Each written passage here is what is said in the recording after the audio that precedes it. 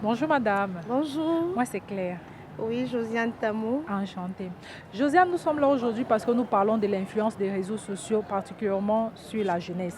Est-ce que vous pensez de nos jours, avec l'affluence des TikTok, Facebook et tout ce que ça comporte, qu'il est important de donner le téléphone à nos enfants aujourd'hui?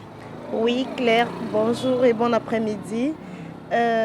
D'abord, en tant qu'enseignante, et en tant que parent, je ne conseillerais pas aux autres d'admettre le téléphone aux enfants. Parce que ces jeunes aujourd'hui utilisent le téléphone Android d'une mauvaise façon, quoi. Donc, ils prennent pour prétexte, maman, nous faisons des recherches sur Google, nous faisons des recherches, etc. Pourtant, si réellement vous prenez le téléphone de l'enfant, ce n'est pas ça qu'il fait.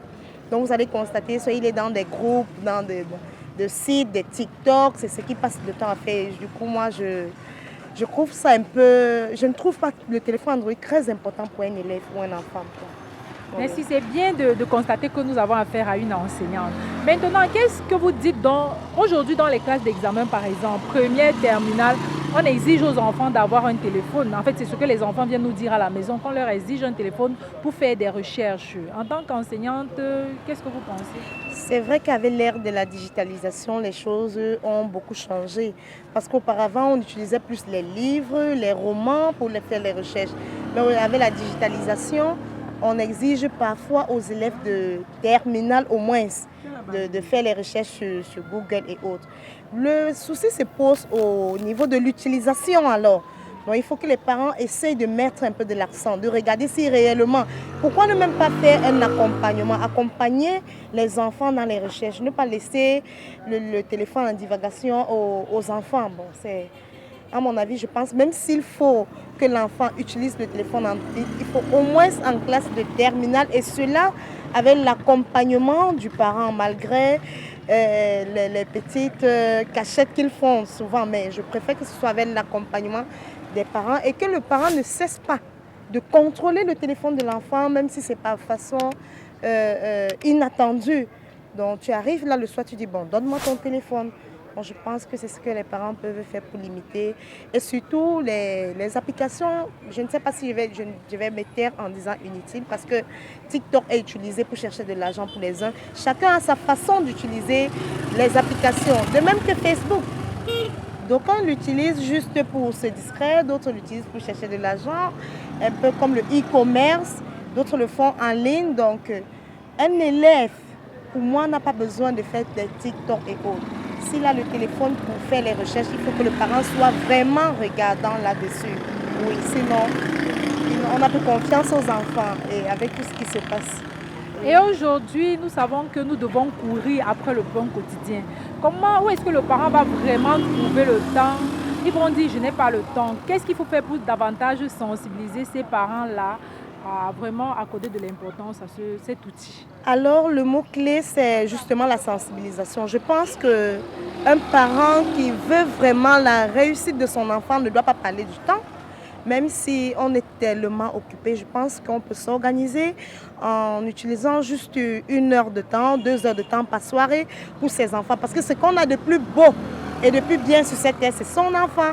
Déjà, quand l'enfant réussit, le parent est fier. Déjà, quand l'enfant ne réussit pas, le parent ne sera pas fier de dire c'est mon enfant. Donc, je pense qu'il n'y a rien qui peut occuper un parent que la réussite de son enfant. Donc, c'est très important. Le parent ne doit, même s'il faut que l'enfant utilise le téléphone Android, il faut que le parent veille à savoir comment est-ce qu'il l'utilise. Quelles sont les applications que l'enfant a dans le téléphone. Oui. Et en tant qu'enseignante aujourd'hui, qu'est-ce que vous pouvez dire à ces enfants-là qui ont déjà ce téléphone entre les mains afin qu'ils prennent vraiment conscience des dangers et aussi de l'importance qu'ils peuvent avoir en utilisant cet outil? Alors, avant de parler aux enfants, nous allons tout d'abord passer par les parents. Parce que l'éducation d'un enfant commence à la maison avant d'arriver à l'école. Donc, pour sensibiliser, on commence par le parent en disant aux parents il faut vérifier le téléphone de l'enfant de façon inattendue surtout. Et aux élèves, qu'est-ce que nous pouvons dire? Aujourd'hui, nous essayons de conscientiser les enfants parce qu'avec tout ce qui se passe dehors aujourd'hui, les enfants sont un peu sur le chemin de la perdition. Ce que nous essayons, c'est de leur donner, c'est de leur dire le meilleur. On ne peut pas leur dire. Ce que nous pouvons leur dire, c'est utiliser Google d'une bonne façon. Ne pas laisser les livres, parce que les enfants ont tendance d'abandonner tout ce qui est lecture pour aller à la facilité, aller sur Facebook, poser les questions aux amis. Non, nous essayons de dire aux enfants, le livre demeure l'utile le plus important pour un élève. Bien que le téléphone vienne après, parce qu'aujourd'hui, lorsqu'un enfant il a affaire à un exercice peut-être, il n'a plus besoin de chercher directement, il tape Google. Donc, nous essayons de leur dire quoi? Google vous affaiblit parce que dès lors que vous avez trouvé la réponse sur Google, vous plaquez, vous n'êtes plus par rapport. Donc, alors dans le livre, quand vous lisez, vous écrivez plus, ça vous mémorisez. Donc, on peut dire, nous essayons juste de dire aux enfants, le téléphone est un mal nécessaire. Donc, on ne peut pas s'en passer de cela. Donc, essayons juste de leur donner plus le côté négatif que le côté positif du téléphone pour un élève surtout. Justement, je voulais déjà poser la question de savoir si on est vraiment obligé d'utiliser ce téléphone, mais comme vous avez dit, c'est un mal nécessaire. Maintenant, il y a ce mot, maman, le téléphone est personnel, et puis il va coder le téléphone. Et si le parent, si vous avez les enfants d'aujourd'hui, qu'est-ce qu'on fait quand il va te dire, maman, mon téléphone est personnel? Déjà, un enfant n'a pas le droit de dire à sa maman le téléphone.